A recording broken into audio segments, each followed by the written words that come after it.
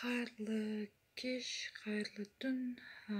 Кешелі бері мен жазылуымдағы жанкүйерім болып жүрген авторлар, аккаунттар бәрі анау күрт жігіттің, қазақ жігітті ұрып соққыға жығып атып, оны Алматы телеарнасынан тағы басқа да жаңалықтардан көрсетіп жатыр.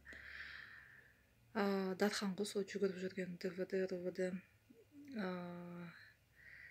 Енді білмеймін, қазір маған ренжімей қойыңыздар, бірақ бұл бәрі қойылым.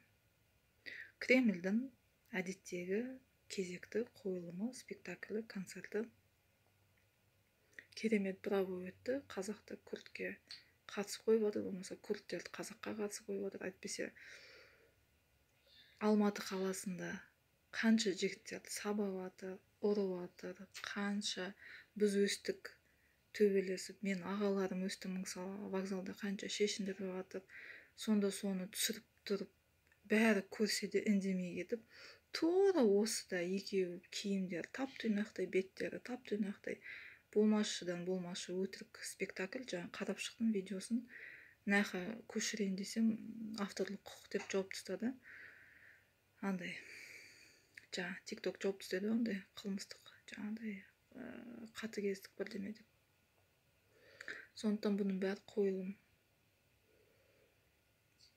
Бишімбаев шоу болып отыр, сериал болып кетті, Санта-Барбара бітпейтін. Анау су тасып жатыр, енді қазір Құлсары хит болып жатыр енді. Оны ана әкімдер айтып отыр, біз оны алдында айттық дейді. Енді қазір халықтан көмек сұрап отыр. Президент Кемел Жемелевичтен емес, халықтан, бізден көмек сұрап отыр. Қиын қыстауда отырмыз. Енді кеп сол бәрін көз бояушы, соны бәрін назар аудару үшін енді күрт жігітті ұстатып ойпырмай, таппайтын ұрылар, таппайтын педофилдерді бір 5 минутта жаңа күрт жігітті тауып қолынан бұрап, кәдімгідей бір спектакль. Браво.